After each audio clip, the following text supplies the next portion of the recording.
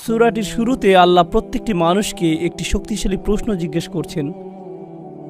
আল্লাহর বাণী থেকে সর্বোচ্চ উপকার পেতে হলে, বিশেষ করে যখন তিনি উল্লেখ করছেন আল ইনসান, মানুষ, মানবজাতি নিয়ে বৃহত্তর পরিসরে চিন্তা করার পরিবর্তে বিলিয়ন বিলিয়ন মানুষ যে এই দুনিয়ায় বাস করছে, অতীতে যারা গত হয়ে গেছেন তাদের নিয়ে চিন্তা করার পরিবর্তে আমাদের প্রত্যেকের উচিত আমার নিজের সম্পর্কে চিন্তা করা, এমন আয়াত থেকে সর্বোচ্চ উপকার পেতে যেখানে উল্লেখ করা হয়েছে আল ইনসান। তো এটি খুবই ব্যক্তিগত একটা মেসেজ, প্রত্যেকটি মানুষের চাহিদাকে সামনে রেখে মেসেজটি পাঠানো হয়েছে, বিশেষ করে আমাদের জন্য, কারণ সৌভাগ্যক্রমে আমরা সবাই বিশ্বাসী। তো আয়াতে মানুষ শব্দটি শোনার সাথে সাথে আমার উচিত আমার নিজের সম্পর্কে চিন্তা করা, আর আপনার উচিত আপনার নিজের সম্পর্কে চিন্তা করা। হাল আতা আলাল ইনসানি হাইনুম মিনাদ দাহরি লাম ইয়াকুন শাইআম মাযকুরা। মানুষের উপর কি এমন একটা সময় অতিবাহিত হয়নি সময়ের সীমাহীন সমুদ্র থেকে, আদ-দাহর, সময়ের সীমাহীন সমুদ্র থেকে এমন একটা ছোট্ট সময় কি অতিবাহিত হয়নি যখন মানুষ এমন কিছু ছিল না যা নিয়ে কথা বলার মতো অবস্থা ছিল না, যার কথা উল্লেখ করার যোগ্য ছিল না, এবং এই অর্থটাও সে স্মরণযোগ্য কোনো বস্তু ছিল না। আল্লাহ আপনাকে আমাকে খুবই সহজ একটা প্রশ্ন করেছেন, এমন একটা সময় কি অতিবাহিত হয়নি যখন কেউ তোমার কথা মনে করতো না? এমন একটা সময় কি ছিল না যখন কেউ তোমার ব্যাপারে কিছু বলতো না? যদিও তোমার অস্তিত্ব ছিল, কিন্তু মানুষ তোমাকে নিয়ে কথা বলতে লজ্জা পেত, তোমার ব্যাপারে কথা বলতে তাদের অস্বস্তি লাগত। তৎক্ষণাৎ পরবর্তী আয়াতে তিনি বললেন, তিনি মানুষকে একটি তরল পদার্থ থেকে সৃষ্টি করেছেন, এক ফোঁটা পানি থেকে, নুতফা, যা মিশ্রিত, অর্থাৎ মিশ্রিত নারী এবং পুরুষের মাঝে। আল্লাহ এখন এমন কিছু নিয়ে কথা বলছেন, বীর্য নিয়ে, ডিম্ব নিয়ে, যা পরস্পর মিলিত হয়, তাদের কাছে আমাদের অস্তিত্ব ছিল না। এই কথাগুলো মনে করিয়ে দিয়ে আল্লাহ বলছেন, অধিকাংশ সময় ইতিমধ্যে অতিক্রান্ত হয়ে গেছে যখন আপনি আর আমি সম্পূর্ণ অপ্রাসঙ্গিক ছিলাম, আমরা গল্পের অংশ ছিলাম না।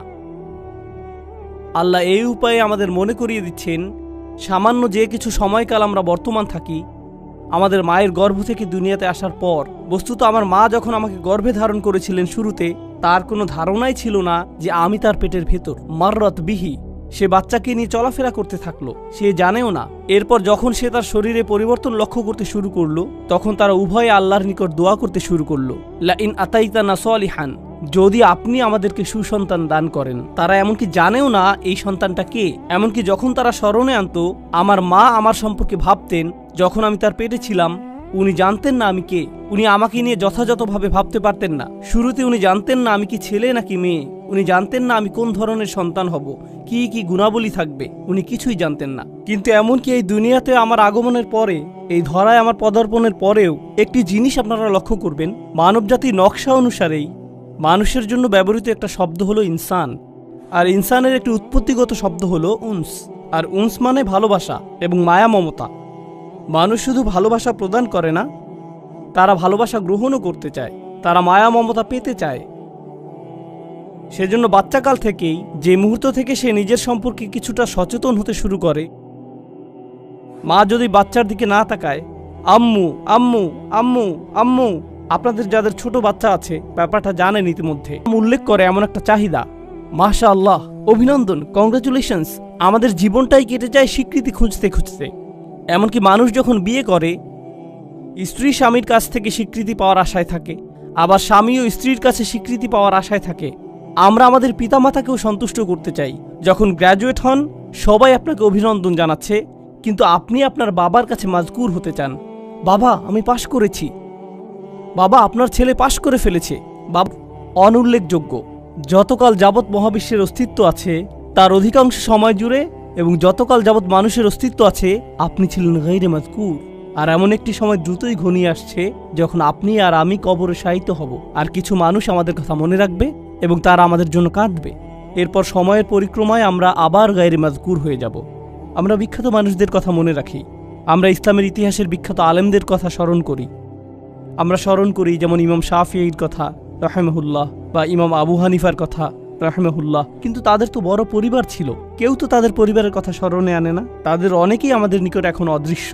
আমরা শাসকদের কথা মনে করি না, সেই সময়ের সম্পদশালীদের কথাও আমরা মনে করি না, আমরা ভালো চেহারার মানুষদের কথাও স্মরণে আনি না, আমরা জনপ্রিয়দের কথাও স্মরণে আনি না। বিখ্যাত মানুষদের কথা অথবা তাদের কর্মের কথা আমরা স্মরণে আনি না। তারা বিস্মরণের অতল গহ্বরে তলিয়ে গেছে, তারা আবার অপ্রাসঙ্গিক হয়ে পড়েছে। আর আল্লাহ আমাকে আপনাকে শিক্ষা দিচ্ছেন, তোমরা এই জিনিসের পেছনে ছুটে চলছো প্রাসঙ্গিক হতে, স্মরণযোগ্য হতে, আলোচিত হতে, ফলোয়ারদের সাথে যুক্ত হতে। এই জিনিসটাই ছিল তোমার সবচেয়ে কামনীয়, কিন্তু তোমাকে তো মূলত গায়রে মাজকুর হিসাবে সৃষ্টি করা হয়েছে। খুব শীঘ্রই তুমি আবারও গায়রে মাজকুর হয়ে পড়বে। তারা পুনরায় অপ্রাসঙ্গিক অবস্থায় প্রত্যাবর্তন করবে। চিত্রটা খুবই নিরাশাজনক। কেউ আমার কথা মনে করবে না, কেউ আমাকে জানবে না। প্রসঙ্গত এমনকি যেসব মানুষরা আল্লাহকে বিশ্বাস করে না তারাও স্মরণীয় হয়ে থাকার চাহিদা অনুভব করে। তাই দেখবেন বিলিয়ন বিলিয়ন ডলারের মালিকেরা যারা কোনো কিছুতে বিশ্বাস করে না, তারা কোনো ধর্মে বিশ্বাস করে না, আর তারা মৃত্যুর সময় খুবই বৃদ্ধ, মৃত্যুর সময় তারা নিজেদের সম্পদ কোনো হাসপাতালে দান করে যায় বা কোনো দাতব্য সংস্থায় দান করে দেয়, কিন্তু সাথে একটা শর্ত আরোপ করে, বিল্ডিংয়ের গায়ে যেন আমার নাম লেখা থাকে, বা আমার একটা মূর্তি তৈরি করবে আর বিল্ডিংয়ের প্রবেশপথে ওটা রেখে দিবে। কারণ যদিও আমার অস্তিত্ব না থাকে, আমার স্মৃতি যেন বেঁচে থাকে। আমাকে তবু মাজকুর হতে হবে যদিও আমার অস্তিত্ব না থাকে। এটি এমন কিছু যা তাদের হৃদয়ের গহীনে স্থাপন করে দেয়া হয়েছে। কিন্তু এই যে আকাঙ্ক্ষা, আল্লাহ একটি বাচ্চার ভেতরে এটি রেখেছেন, শিশুটির মনোযোগ পাওয়ার আকাঙ্ক্ষা, বা যে আকাঙ্ক্ষাটা আল্লাহ মানুষের ভেতরে রেখে দিয়েছেন, যা মাল্টি বিলিয়নিয়ার ডলারের সোশ্যাল মিডিয়া ইন্ডাস্ট্রির মূল চালিকা শক্তি। মানুষ যদি অন্যের মনোযোগ না চাইতো, সোশ্যাল মিডিয়ার জন্ম হতো না, এর অস্তিত্ব থাকতো না। এগুলো শয়তানি কোনো মেশিন না, এগুলো শুধু আমাদের আকাঙ্ক্ষাগুলো খেয়েই বেঁচে আছে। আমাদের এই আকাঙ্ক্ষাগুলো থাকার কারণেই এগুলো এদের মতো করে কাজ করতে পারছে। এগুলো আমাদের কার্যকলাপ খেয়েই টিকে আছে। ব্যাপারটা হলো, আল্লাহ কেন এই চাহিদাটা আমাদের ভেতরে রেখেছেন? এর উদ্দেশ্যটা কি? আমি কেন সর্বদা স্বীকৃতির অন্বেষণে থাকি? কেন এমন মনে হয়? কেন আমার ভিতরটা শূন্য মনে হয় যদি স্বীকৃতি না পাই? জানেন, আমি কিছু একটা ফিল করি। যদি মনে হয় আমার কোনো উল্লেখ নেই, কেমন যেন ফাঁকা ফাঁকা অনুভূত হয়। আর আল্লাহ নিজেই এই ব্যাপারটা বর্ণনা করেছেন পরের আয়াতগুলোতে।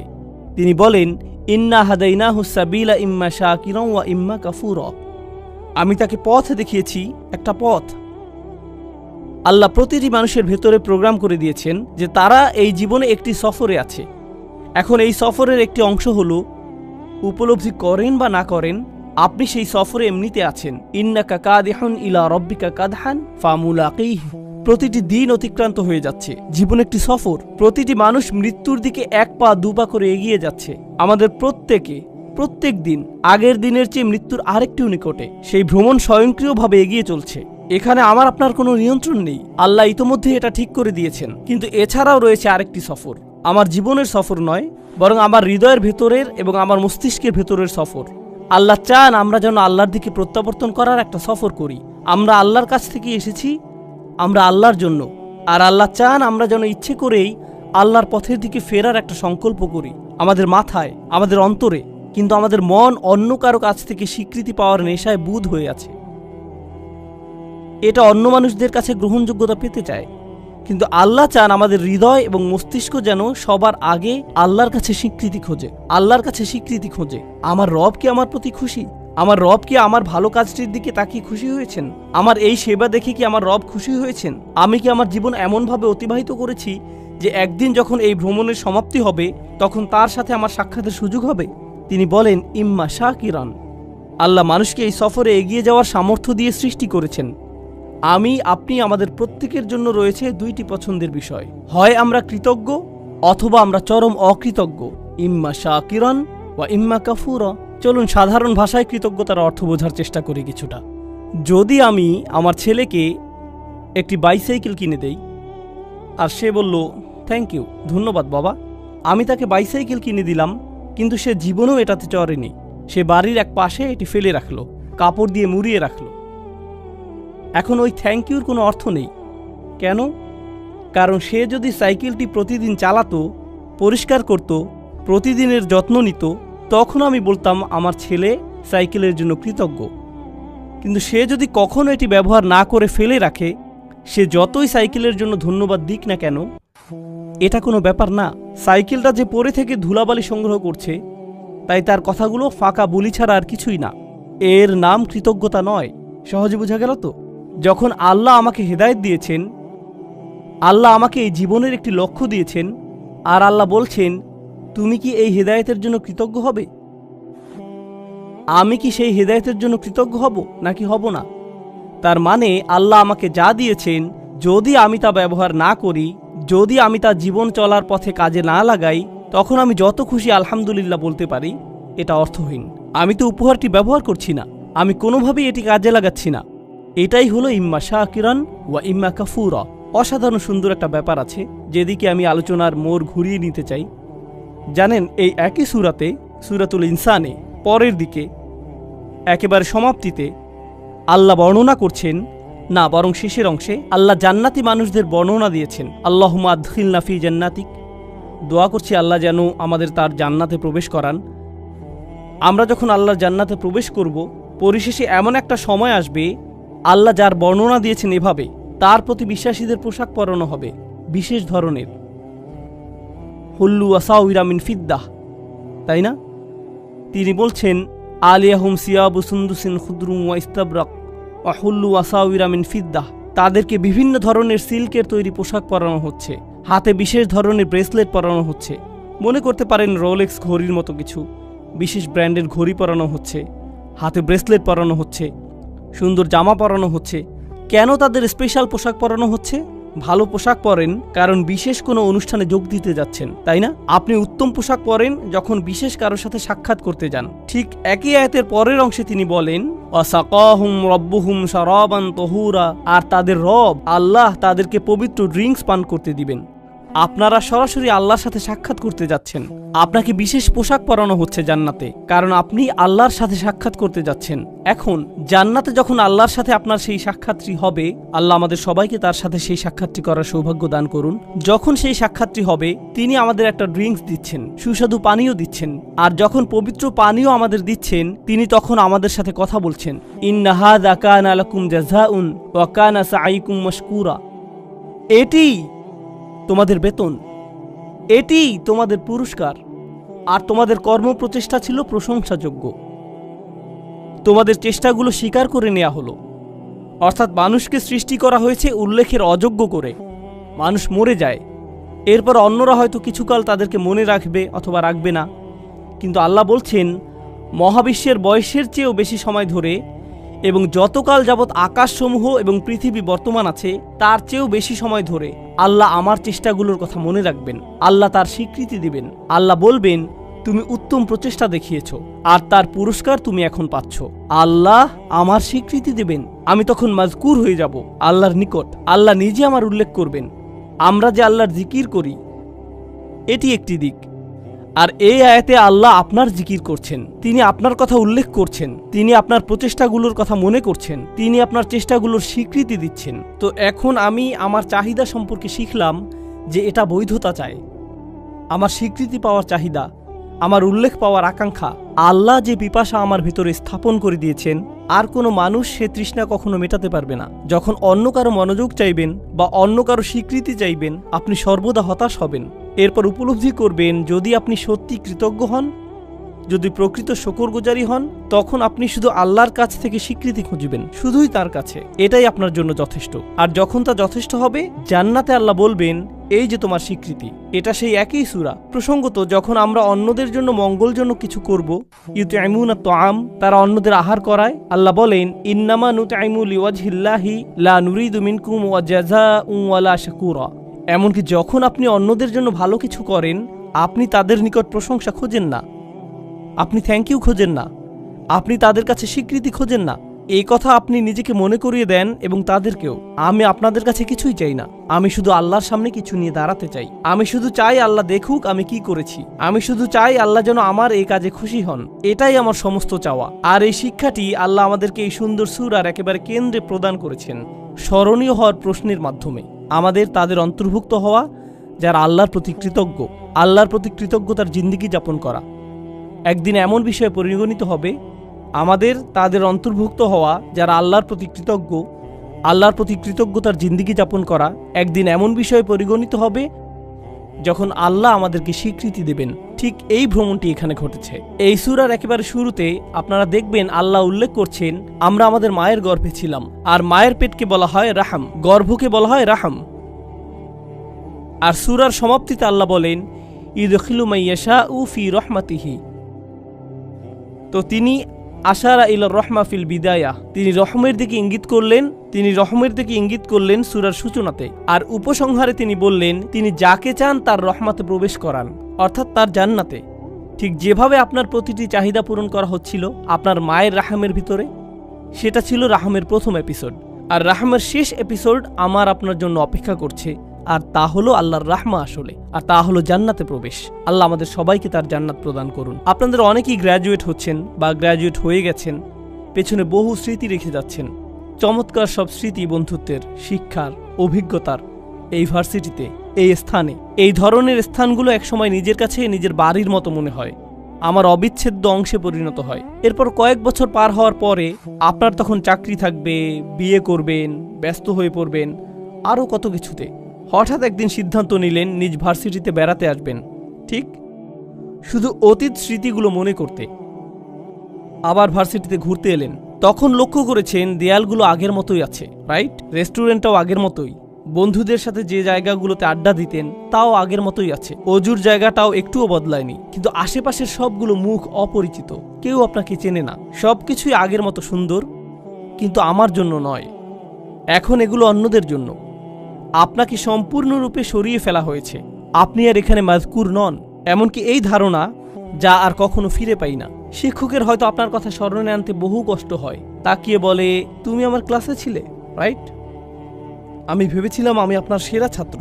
না, আমার এরকম বহু সেরা ছাত্র আছে, তুমি অতটা সেরা নও। আপনার নাম এভাবে মানুষ ভুলে যাবে। তাই আমাকে আপনাকে একটা সিদ্ধান্ত নিতে হবে।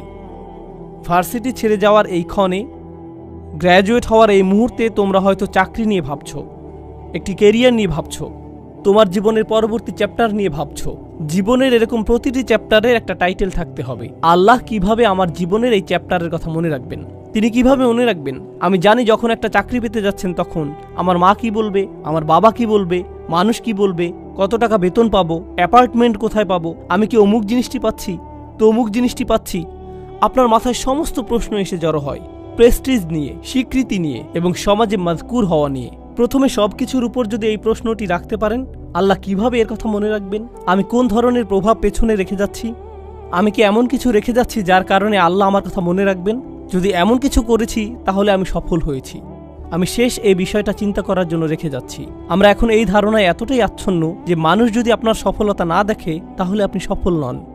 মানুষের চোখে আপনার সফলতা দৃশ্যমান না হলে আপনি সফল নন, তাই তো? এখন কেউ একজন এসে আমাকে বলতে পারে, এই ভাই আপনি তো দারুণ সফল, কিভাবে এত সফল হলেন?